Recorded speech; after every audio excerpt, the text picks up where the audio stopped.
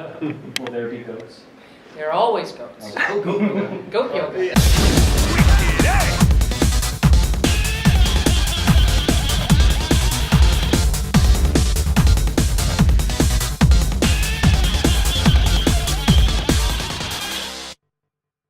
I was going to make you roll for initiative, but all right. I don't want to keep track of that. Wait, you play D&D? What the? Are you on a show? We just bought these turquoise dice and they separated out in a pillbox. I mean, come on. They're so pretty. Hi. Hi, my name's Colin Solon. I'm with ConventionScene.com. Hey, Colin. I was wondering, so what is the challenge as a voice actor when you're doing a dub of an anime versus creating a character from whole cloth? Being the first actor to work on it. Well, when you're doing anime, it's somebody else's vision, somebody's already voiced it, somebody's already animated it, and you are constrained by the timing of when that first lip flap starts to when it ends. So as an actor, you're sort of constrained by the timing of someone else's performance. Now what you do within that, it's like what's the difference, the distance between 2 points is infinity. You kind of have to think about it that way, otherwise you're always going to feel like, I'm so constrained. So you really do have some leeway in between, and it's really sort of a fine art to be able to finesse the ins and out of it so you don't end up talking like this, which is done very well for our fabulous Mr. Shatner, who we adore deeply, but it's, to try and make it sound natural and fluid within the constraints of someone else's performance is always the challenge. And I feel like that's when you need a really good writer that knows that I've got to pause here, I've got to pause here, and then I got to continue and then pause one more time and figure out how to break up a sentence or a thought or a moment and still have it sound fluid and natural within those constraints. When you're doing prelay or original animation, you are usually only constrained by your own imagination at that point. When I direct-handled the series, and when we have Mandy or Zach come in and they get to play, and they really don't have to be constrained by anything else other than where we feel the character needs to go. But it's a very collaborative effort, so in terms of timing, it's a much different experience. Hi, I'm Samantha Ferrer from Anime Herald. Nice to meet you. Nice to meet you. Your hair is fabulous. Thank you. As someone's been in the industry for so long, what would you say has been the biggest, most substantial change from your perspective? I think probably the technology. When I first started, if you talk to Barbara Goodson or Richard Epcar, they're like, well, when we started, there were no beeps. But I started when there was beeps. But we were doing everything analog in terms of the technology. And then it switched over to digital, and Pro Tools became a part of the equation, which meant we, as a director, I had a lot more flexibility in terms of taking these constrained moments and messing with them. I could take 2 separate takes, chop them up, especially when we did Cowboy Bebop. We would do 3 episodes over 2 weeks. So we would record for a week and a half, or a week and 2 days, and then I would have usually a day and a half to 2 days to QC the whole thing, so I could watch it and say, oh, what other takes do we have there? Cut up takes, put them together, stretch it if it wasn't long enough so you could really finesse the lip sync to make it look like it was animated for English, which I feel like is always the challenge for dubbing, is to try and make it look like this was actually animated for whatever language you happen to be dubbing it into, whether it's French, Spanish, English, or whatever. So I think the technology has really benefited the industry a lot. It's been able to let us really fine-tune shows and moments and performances that we just didn't have time to do in the past because of the analog. It's like if it didn't work, if you messed one word, I'd be like, all right, let's start over. Do it again, and you may not be able to capture that lightning in a bottle that you had for that initial take. So you gotta go back and do it again and again and again. So the technology is really, I think, made the biggest difference. And the amount of content, to be honest. There's so much out there, and I mean across the board. People come up to me and like, have you watched Wild Wild Country? I'm like, where are all these shows now? It's just amazing. So I think what's great is that there's so much more product out there now because the technology has made it a lot easier for people to create their own vision of new shows. Hi, I'm Lena Callie with Nerd Calibur, and based on my cosplay, you can probably guess what kind of questions I'm going to ask. Cowboy Bebop. Of course. And going off of your most recent role as Queen Natalia, Oh, you know, you're a villainess in this one. In a strange way, do you ever feel like you relate to a, in this case, a villain? Because I know a lot of voice actors will find that they relate to characters some way or another, but oddly enough, do you ever find yourself relating to this character? So you're asking me if I'm a terrible human being? Essentially, yes. And the answer is yes. Wonderful. No, I don't know. I think there's something about playing villains. I just played Governor Price in Star Wars Rebels, and she had such a clear vision of what she wanted. And I think most villains do. There's usually very little conflict in a villainous person. They know exactly what they want, and they're usually going to do whatever it takes to get it. And the difference between the characters would be how they go about getting whatever it is they want, whether they like to. Governor Price was very fond of torture, for instance. Queen Natalia was just sort of this presence. And I think it's easier to make choices, strong choices with villains, I think. The hero is always conflicted. There's always conflict on the journey of the hero. So I think in that respect, it's more difficult to get in there and really find yourself within a character, because you have to know sort of the whole arc of where the character's going to go. So I think in terms of relating, I have a lot more conflict in me than the villains that I play. But every now and then I get to play someone like Motoko from the Major from Ghost in the Shell, Right. who also had a lot of conflict and everything else, but she was such a strong character through most of it and being in charge that it was easier for me to dive in to the net, to dive in to her shell, as it were, than it was for like Noriko or for other characters that had a lot more conflict. So, yeah. Thank you so much. You're welcome. And yes, I'm a terrible person. I'm CJ Maffers with ToonamiFaithful.com. Hey! Hello. Hey, Toonami! That's probably the best reaction I've gotten from anyone I've interviewed. Even Steve? He was gracious, but that was very enthusiastic, we'll put it that way. I love Toonami. Most of our stuff would never have been seen were it not for Toonami. When we were doing Bebop, I just thought, nobody's ever going to see the show, so let's just do it for us. And then when it finally got exposure, you guys were you're necessary to get what we do out there. And now it just keeps on airing. Yeah, all over, no? I'm curious though about Ghost in the Shell, considering your role in it. Yeah. How did you feel about the Hollywood movie that came out recently? I don't know if you have talked about it. I don't know if you have any opinions at all, but I am curious, considering you were the voice of the Major, how you felt about it and if you even saw it. Well, there are a lot of, how many people have played Batman? How many people have played Superman? So I think for one person to say, and I wasn't the first Major. First of all, the amazing actress from Japan is the one who originated the role, and then I think Mimi did it in the first movie, and then I took over.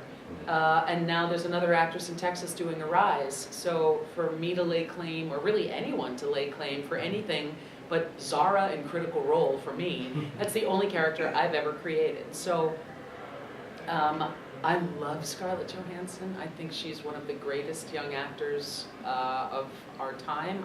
I just adore her. And I knew just from her past work, one, that she could handle the physicality of it. Two, she could handle all the intellect of it, because she, after Lucy, for me, I love Lucy, she could obviously play someone incredibly intelligent. So I thought visually it was stunning. I had some issues with stuff, but you always do. I mean, it's hard not to. If they ever do a Cowboy Bebop series, I'm sure I'm going to be sitting there going, why would you make that choice? And hopefully at the end of the day, I'm going to love it, So I don't believe any actor should be able to say, that's mine, that's my voice, I am the original, I mean, it's just like, yeah, you're the original, but eventually you're going to pass that mantle on to someone else. So I applaud her for her performance and for the movie. I mean, anything that can get what we do out to a bigger audience is great. Because if someone sees that movie and says, what is this based on?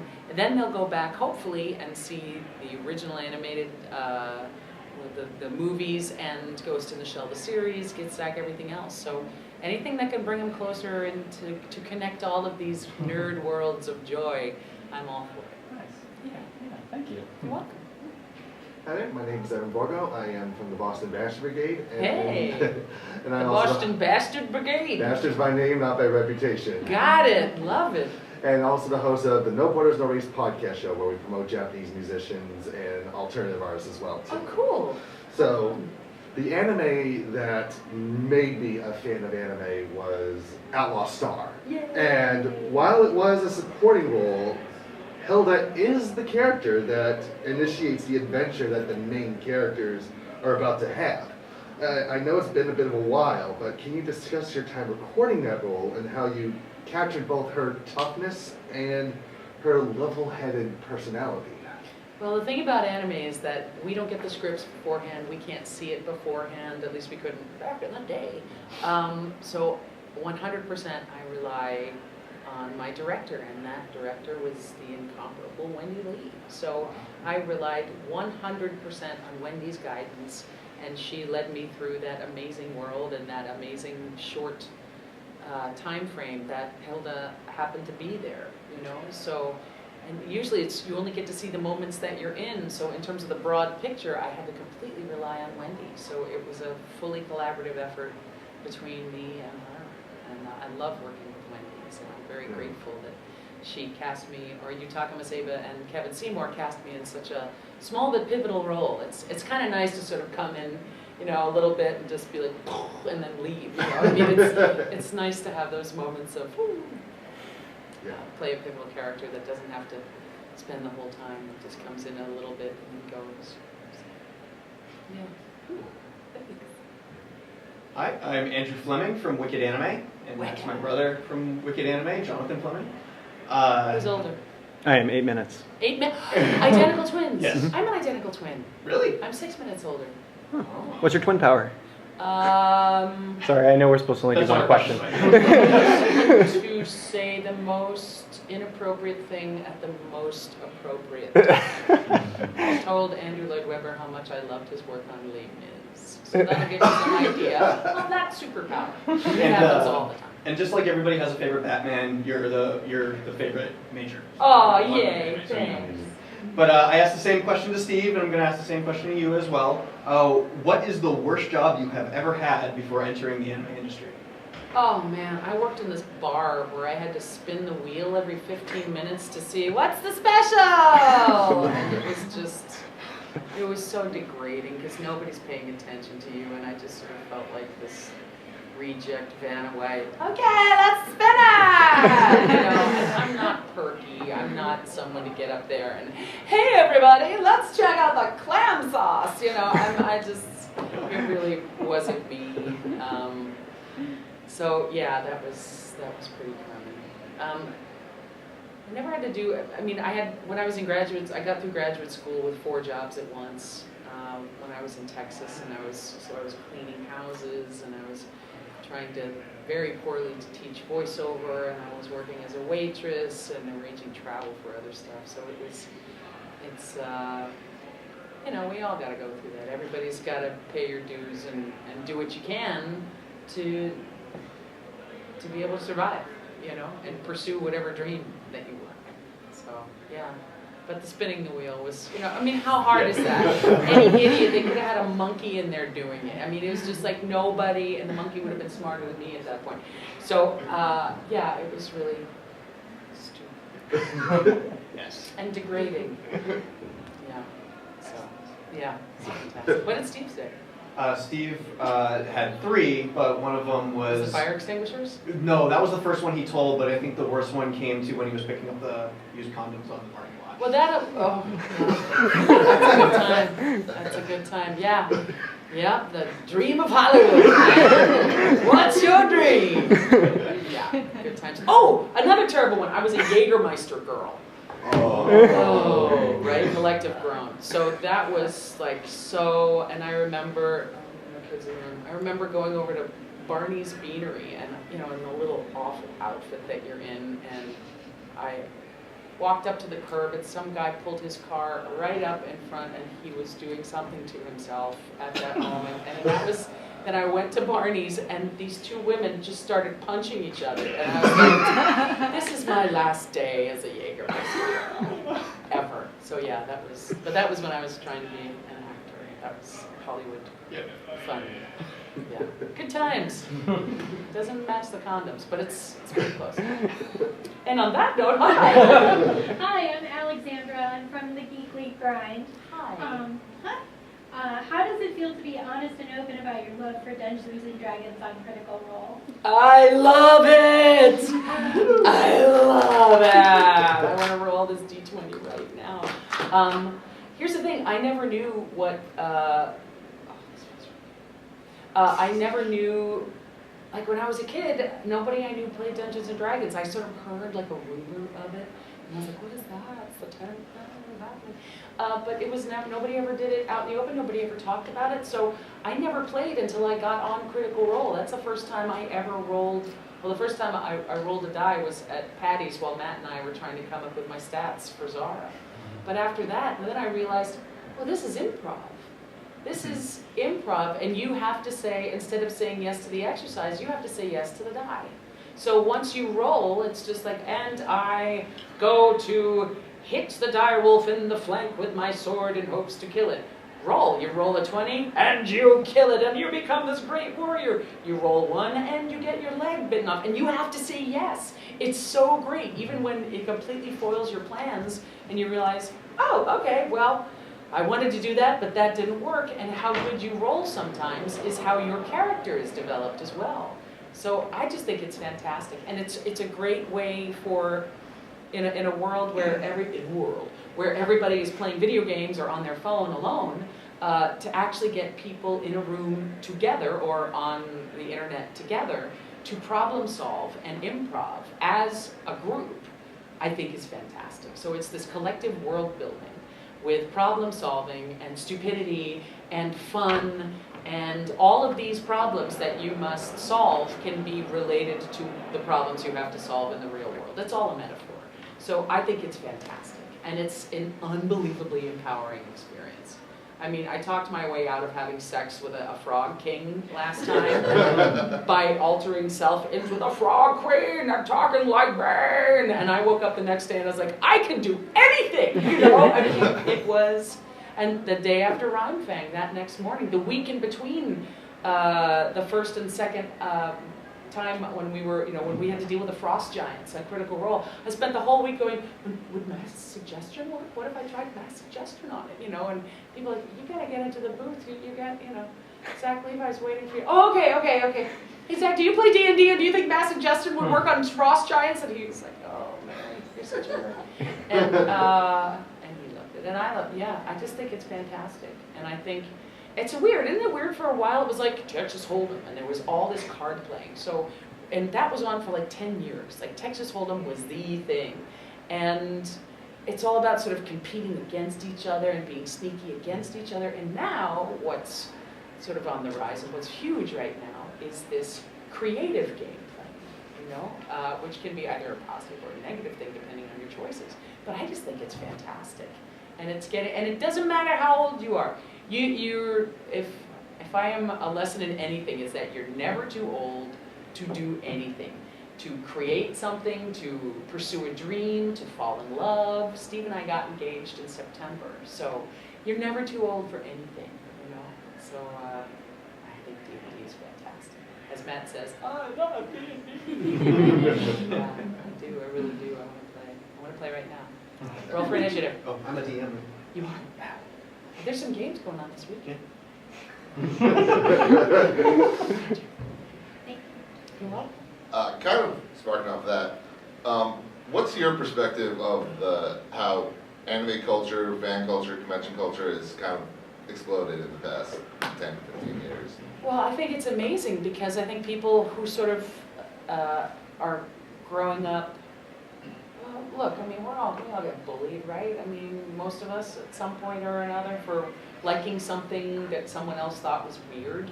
well, this is weird, and you can come here and fly your weird flag as high and as proudly as you want. So this is a place where people come, hopefully, to not get bullied and to enjoy their love for something that isn't necessarily mainstream. But the more you realize it, the more you realize that, like, I've met scientists who are like, I grew up fascinated with the technology from Ghost in the Shell. NASA bases a lot of what they do on what Gene Roddenberry dreamed of. You know, so I feel like it's always kind of been there, but it's not like taboo anymore. Our friend Bobby Hall, who's a rapper named Logic, got in touch with Steve to be on his album because he loved Cowboy Bebop. So all of a sudden they're at New York Comic Con and there's Logic and Steve up on the stage, and you can see the two different factions, right? The rappers and the anime nerds, you know, and animation and Toonami nerds and everybody else. And all of a sudden you saw this sort of coming together like, oh yeah, I know that show, oh I love that song. So I think the veil between the worlds is getting thinner and thinner, as it should be, because there's science is involved in all of this now as well. So, and I think people are getting a different idea of what it's like to be an adult too now. At least I am. Yes. Alright, honestly, after your girl story, I have to ask this. Okay. What is the craziest thing that's ever happened to you in the recording booth? Oh, well, it's usually some sort of bodily fluid or bodily function. Let's see. When I was brought in on Halo to do one of the characters that just gets beat up. I'm basically just there for your beating pleasure, as it were. And they said, all right, we're going to set up a thing. It's a sound set, and you're just going to parrot. And it's like, we want you to just match what the guy did. And I said, okay, well, how many of them are there? He says, there are about 35, 40. I said, okay, well, if you just put them with like a second in between, I can, parrot it back. So if he's going, I can go, and it turns out it was Steve that I was parroting at the time. And we got through about 30 of them, and I think probably around there, during one of them, I farted. And I looked into the booth at everybody else, and everybody's still marking off stuff. And I was like, we caught, and we finished, like, I said, we good, guys? They're like, yeah, that was great. I said, okay, thanks. So now I know that I farted in Halo. So I'm very excited about that. Wonderful. Yeah, it's, everybody's funny and everything else, but it's usually, I've had actresses, when I was directing them, their water break. I've had 2 ready for pregnancies. I've had one pregnant who's like, I just need a bucket during in-between takes, I'll just throw up. And I'm like, okay, that's good, but that's not embarrassing. That's the beginning of life and wonderful things. But yeah, but farting is usually it. What's your advice to people that want to pursue voice acting or just entertainment in general? Be an actor. Above all, underneath, at the base of everything is your ability to tell a true story. And the only way to do that is to be able to access how to do that from within yourself. If you can do voices, great, I love it. If that's all you can do and you can't fill it with a character, then you just made a cake of frosting with nothing on the inside. So do it because you love it, because it's not going to start paying unless you get very lucky. But be an actor, take improv, and you have to be where the work is. There's if you want to do anime, most of it is in Texas right now. Original animation, most of it is in LA.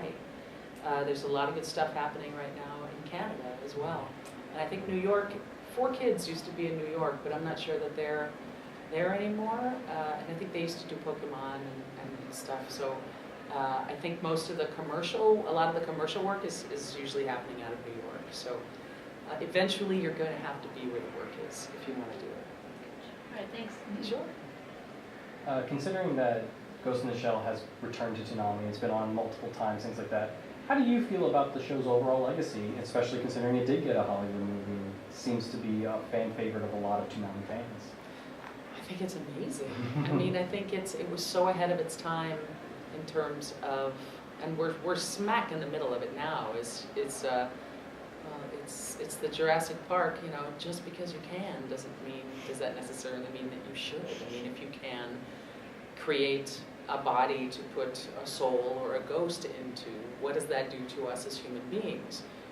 With the advancement of technology, of not having to sit in a room with anyone and just be able to do this all day long, we're missing the tactile part of our existence. So what is that doing to us psychologically? And I feel like Ghost in the Shell captured a lot of those questions. That at what point does the science of what we can achieve get in the way of our humanity, or will it continue to flow together like a DNA spiral at some point? Or are we just going to make Tyrannosaurus Rexes and we'll be gone in a couple of years, you know? Who knows? Yes, it could happen. Yeah, it could, but I think the technology of the situation really brought up a lot of moral issues and ethical issues about humanity that have been around forever, you know? I mean, it was just told in a very unique way. Yes, thank you. Sure. So, I was very happy to hear you voice the action news anchor Dynamite Watkins. Dynamite Watkins! In OKKO, Yes. Let's Be Heroes. Yes. So, as the show gets animated, after you record the lines, you know, the complete opposite of dubbing anime, Yeah. did that give you the chance to add something to Dynamite and her personality within the recording booth? Yeah, without a doubt, because she's sort of a mix of Diane Sawyer and a world-class wrestler, right? So I could play around with and choose the moments of when to go into wrestler mode, when to go back to the Diane Sawyer mode, and they give you a lot of freedom. It's just so much fun. You really feel like you're playing, you know, and especially because we do okay with usually all the actors in the booth. So that one big episode, which was all, and I think the whole cast was there, so we got to really play off each other, and that's something you don't get to do in anime or when you're working solo, is that there's magic that happens between actors, especially if you get people that start to feel very comfortable and confident and who can improv. Oh man, the stuff you'll get is just gold. It's really fantastic. So you sort of end up feeding off of each other and encouraging each other within the booth. So yeah, she was great. She's really fun to play. I hope to see more of her in future episodes. Yeah, well, I think she just came out with a game. She's the lead in one of the Dynamite Watkins games for it's a game on your phone. Oh, really? All these kids and their apps. Something like that. I don't know what it is. Yeah. So within the world of being nerds and fictional stuff, we tend to find ourselves falling in love with fictional characters, which we call the phenomenon of waifus and husbandos. Yes. Do you yourself have a waifu or a husbando? Or both? Spike Spiegel. Better tell that to Steve because he wasn't sure. He knows exactly. I've said it so many times. So much so that it was my first job directing, so I didn't know what I was doing. It was Steve's first lead, and he says he didn't know what he was doing. So we were kind of stumbling through this together, and the more I watched Spike, because I got to hear and really get immersed in the Japanese version as well. As I was preparing to direct it, I was just watch it over and over and over again, and I fell in love with the Japanese actor who played Spike. But then Steve came in, and I was like, oh, what? You know, okay, that's real good. If we ever see Julia, I'm playing her. You know, it's just like I became obsessed with Spike Spiegel. Yeah. Yeah, I mean, he's so badass. He's so wonderful and conflicted, and he's got this past that you don't know about. He's just sort of the bad boy, you know, but you can tell that within there is a very deep well. So yeah, it's beautiful. I love Spike. Love it. Great answer. How did you make the jump from voice acting to voice directing? They asked.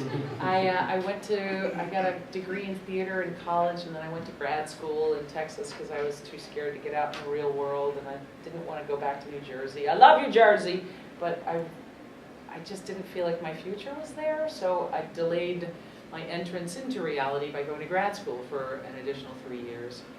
And I did a little bit of directing. I don't think I even directed in grad school. I did in college. I think I directed one play. And when I started working for Zero Limit Productions, they had Wendy Lee, Leah Sargent, Bridget Hoffman, Kevin Seymour, so they had a lot of directors. But the company grew so fast that they had too many shows and not enough directors. And the week before they called, I went on my last on-camera audition, and it was such an awful experience and degrading. And I just remember looking up and saying, I know I'm supposed to be here because I'm here, but I don't think I'm supposed to be doing this. I've been banging my head against the on-camera door for years with limited success. But I'm here, so I'm supposed to be here. Please give me a sign. And then next week I got a call about Bebop. And they said, do you want to direct the show? And instantly I was terrified. I was like, oh, I'm going to fail.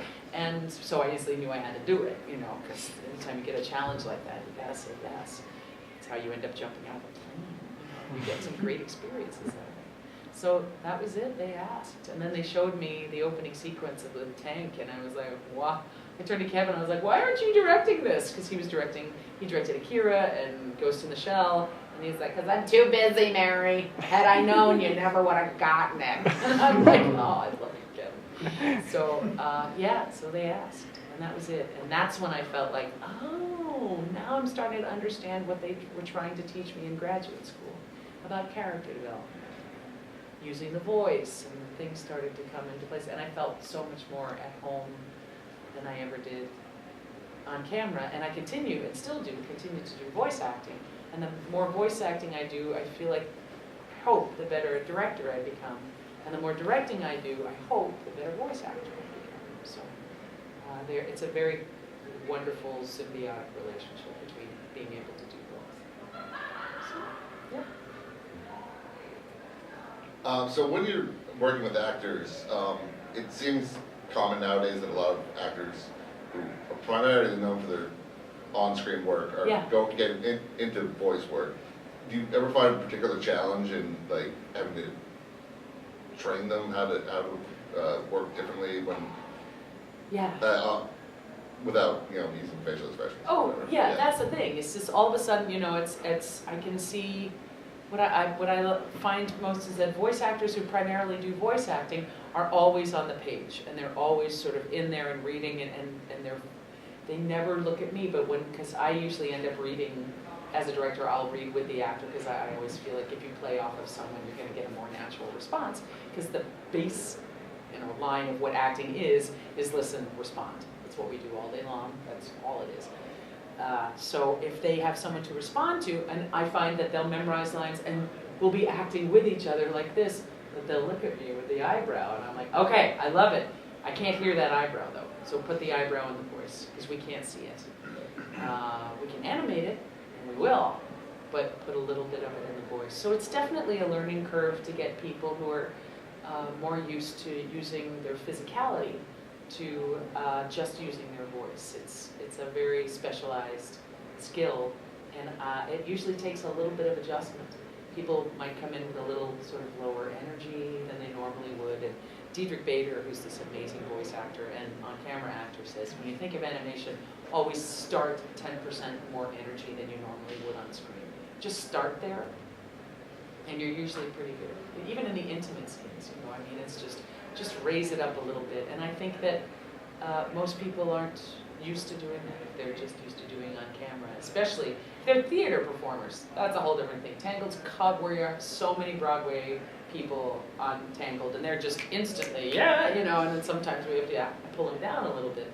But I find with on-camera actors sometimes, especially if they've done a lot of intimate stuff, they're used to being very quiet, very low-key. And it's like, okay, that's great. That's what we want for the scene. Just up at about 10%, and then we'll go from there and start to carve their way into that. So I think after a while they find it's really freeing because they don't have to worry about what they're wearing and hitting a mark and looking off somewhere or making sure they found their light or anything else. It's all we do is focus on the voice and building a character through the voice. So after a while they're like, this is great, you're just playing in here. And it's like, yeah, it's work, but it is. It's a very freeing experience. Thank you. Pleasure. Excuse me. I'm not sure if you heard this, but have you ever heard of the Mel Blanc test? I know Mel Blanc was my idol, but I was going to ask. Are these like Rorschach tests for cartoons? Kind of. I was actually going to ask your thoughts on the Mel Blanc test, where an actor portrays a character that's basically imitating another of their own characters. So, give me an example. There's an old Bugs Bunny cartoon where Mel Blanc played both Bugs and Daffy, and it was like the Rabbit season, Duck season 1. Oh yeah, and Elmer in the same scene. Yep. And basically what happened was Bugs came in imitating Daffy, and Daffy came in imitating Bugs, and he was able to kind of go between them almost seamlessly. Yeah. Well, that's just a genius. You know, that's an absolute genius. That's a Tom Kenny. That's a Dee Baker. That's a Rob Paulson. That's a Grey Griffin or a Tara Strong or Kari Wahlgren. I mean, these are. I'm directing Dorothy and the Wizard of Oz. That Kari plays Dorothy and Ozma. And this crazy rabbit that's sort of drunk, and she's just flawless back and forth. And it's all the scenes of Dorothy and Ozma, and then sometimes she'll also be playing like General Ginger in the same episode. And so it's all in the same scene, and it's just the Kari Wahlgren scene, you know. Or Lorraine Newman is doing the Wicked Witch and this crazy character named Sassy. So it's kind of amazing to see. I love it when actors can do it, even if they have to take a beat to readjust mentally, you know, because it's different mental space where each character lives. But I think that's just absolute genius. I don't know that I can do that. I'm not sure that I ever can. Did that answer your question? Yes, it does. Okay, thank you. Good. Growing up, when was your, not eureka moment, but when did you realize you wanted to be a voice actor, that this was the route you wanted to take? Or was there ever really a moment when you knew you wanted to, you just kind of went with the flow, or? Well, when I was a kid, I mean, I watched too many cartoons all the time. My dad would come home and put his hand on the TV and say, "Would you stop watching cartoons?" You know, because I'd come home and Thundercats would be on, or, I mean, I just loved cartoons. And it was his fault. He sat me down and said, "Look at Bugs Bunny. You're going to learn about music and Shakespeare and timing and everything else." And I just said, okay. And so I don't think I ever saw it, even when I was in, you know, because I was theater, I was Shakespeare, it never occurred to me until. You just grew into it almost. Yeah, Mm-hmm. like I kind of just walked into a door facing the wrong way and had no idea, and I realized, oh man, this is fantastic. And it really, because you can't really make a living on anime, that the contract, it just doesn't pay enough. But then I got into directing, and I was like, oh, this is what I want to do. I want to let go of the on-camera, and I want to focus on voiceover in the sense of the whole shebang. Directing, acting, singing for like Silent Hill and stuff. So that's where I felt comfortable. That's where I found a home in my community. A lot of people find that in the on-camera world or in the theater, and for me, that's the community that opened their arms to me. So I ran in wide open. Thank you. Sure. Considering your reaction with where I write for with Toonami Faithful, you seem to be a fan of the block. Yeah. How do you feel that it's been around for so long, especially being able to influence not only fans, whether they're older, but now with this new iteration with younger fans, and starting to kind of keep anime in the forefront on television too? I think it's amazing. I hope it continues to go and grow, and because is there an anime network? Is there a? It's all really streaming now. It's all streaming and it's on Crunchyroll, but you know, I want to be able to be able to sleep at 3 in the morning and turn on the TV and just like, oh, Bobo's on it, you know, or something weird, you know, or wonderful. And so many of my friends, it's like, I just sort of get to sit up, and I have a slightly different perspective because I get to listen to my friends act, you know, because we all did it together, and it was a really small community of people that were doing it at the time. So I love it, but what it's doing now is that it's opening the eyes of a whole new generation to what has been the old stuff and the new stuff, you know, like Attack on Titan and Hunter. Is it Hunter versus Hunter? Or Hunter. Daga.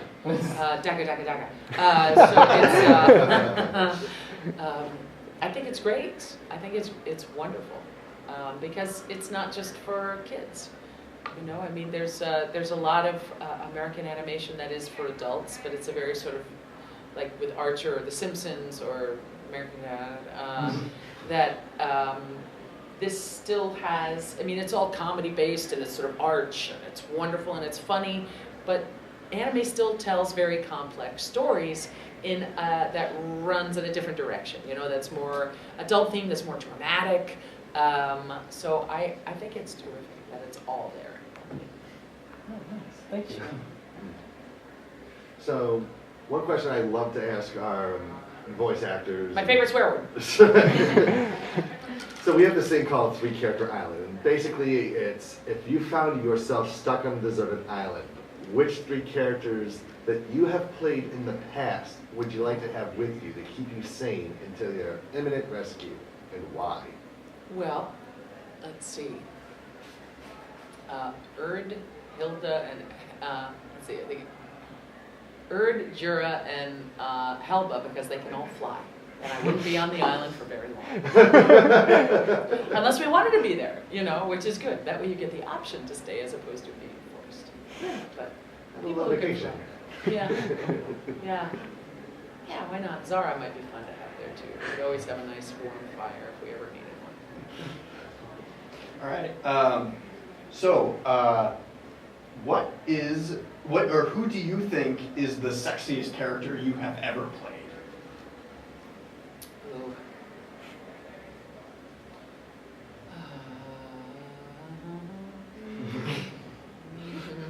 I don't know. Jeez. I mean, the earlier stuff, like Erd and Jura, were pretty bombshell-alicious. You know, these are women that hadn't seen their feet for a couple of years. You know what I mean? They're very well endowed. And they could fly, and they were all, you know, tits akimbo, as they used to call it. I don't know. What's your definition of sexy? You know? The most provocative voice, or like the most alluring, or maybe even, I don't know. Well, I think physically, one of those two, I think in terms of being a complex woman, I think the Major is just, because she's badass, but she's also got vulnerability in there as well. She can take care of herself, but she also has to question things at times. So I think she's the most well-rounded woman. Yeah, I don't know, it's hard. It depends on what the definition is. I guess the one who wears the least amount of clothing. I don't know. I don't know. I was going to say Spike, but I don't know. A character I didn't play, I thought Faye was just phenomenal. Faye was just so complex and coquettish and wonderful and always cool, I would imagine. Usually never hot, just very lack of clothing. But I don't know. Which one? What do you think? Well, it would have to either be the Major or Kurenai from Naruto. I loved Kurenai. I kind of feel like, man, she gets pregnant, like, well, put her in the house. I'm like, she's this all-powerful genjutsu casting, and you're gonna, come on, people. It's nice that she's watering plants, but, you know. Yeah, I love Kurenai. She was great. All right. I think we've got some time for a few more questions. Speed round it? I'm not sure if we can make it all the way around, but we'll see. You don't have to feel pressure or anything like that, but No pressure. I just want to let you guys know. Just a few more questions. Sure. So what has your experience been like as a woman in the entertainment industry? Well, I have to say that in the animation world, I feel like an actor and a director. Not a female actor or a female director. When I was doing on camera, I very specifically felt the pressures of gender, but for some reason, and look, I'm not the most girly, feminine thing out there anyway, right? I'm sort of strong, and thanks to playing the Major, I've become this sort of strong, you know, not to say that that's not feminine at all, but it's just, I'm gonna dig myself a real deep one on this. For me, in being in the animation industry, I think we see ourselves as actors because we don't have to be constrained to only playing women. We can play men. I've played a number of men over my career, which is really fun. I had the great honor of working with Pat Carroll, who played Ursula. And she got to play Falstaff on stage. And I was so blown away. I was like, wait, you mean women can play that? I want to do that too, you know, because there's some great roles that I would love to play someday. But for some reason, I think the animation world is much less about what gender you are and more about what voice can you do, what character can you create. So I think we kind of are in this, in a place that isn't, I mean, look, sexism is everywhere and racism is everywhere, but for some reason when we come to work on our characters. I'm not coming in as a female director, although I'm proud as hell to be one. But for some reason the animation world has more female directors than I think any other part of the industry. So I don't think they see us as one or the other. It's what do you bring to the party? What do you bring to the table? You know? So I think that's wonderful. I wish that would happen more and more. Definitely, that's awesome. Yeah, it is. It is. There's so many female directors in animation. It's fantastic. So, yay. Speak up. Do you have any great convention stories that you pull out for just one time this thing happened? I don't know. See, I work in a booth all day long, and you know, I barely get to see the sun. And then we come, and I think it might have been here, it might have been Anime Boston, that I was talking, I was still smoking cigarettes at the time, and I was standing outside one night, and these two girls, and we came up, and we just started talking, and I knew that they were fans, and they were sort of really excited at first, and then by the end they sort of calmed down, and we were just talking and having this great conversation, probably for like half an hour, and then got in the elevators because it was really late and I had to go to bed, and the girls came up in the elevator and everything, and I said, well, this is my floor, and they said, okay, well, it was really nice. I said, it was so nice talking to you guys. They're like, yeah, me too, thanks, have a good night. And I got off the elevator, and the minute the doors closed, I just screaming, and I was like, you guys, I just sit in a room all day. You know, it was so that was sort of a weird.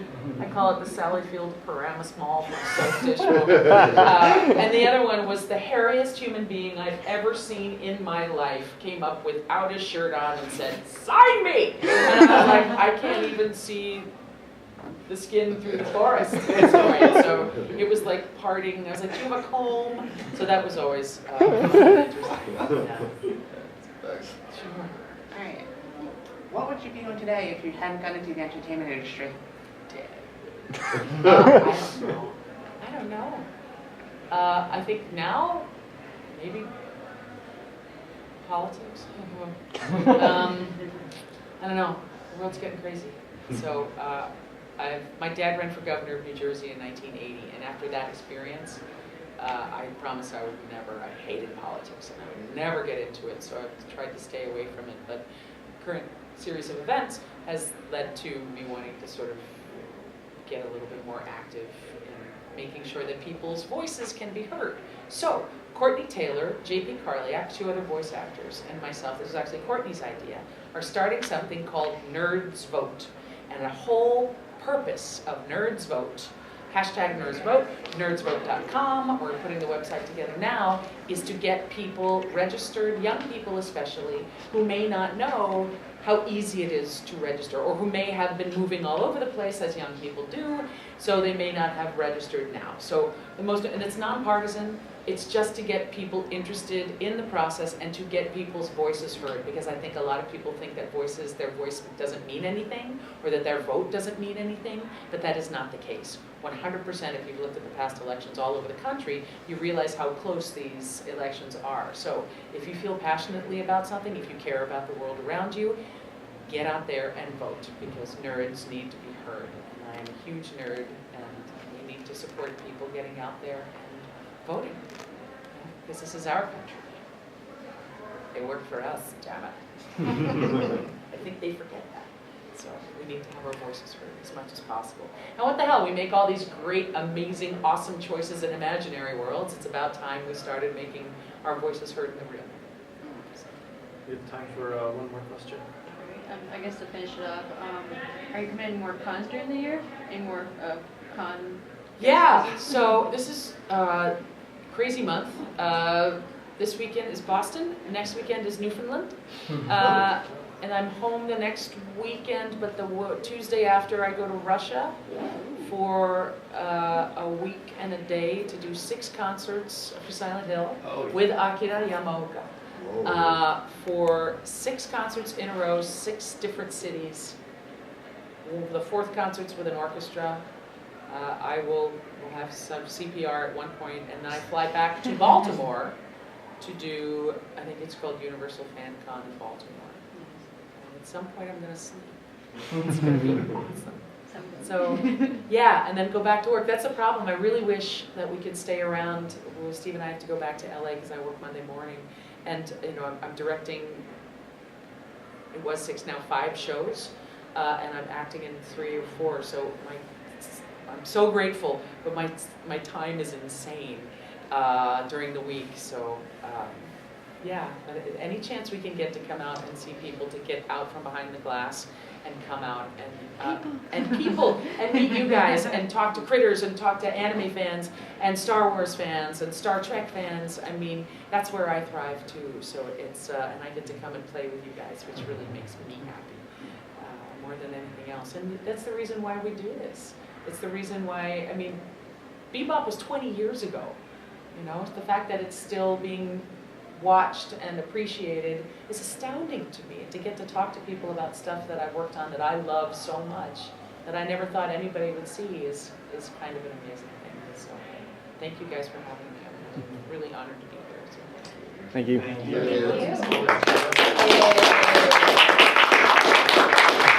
now that's my D&D.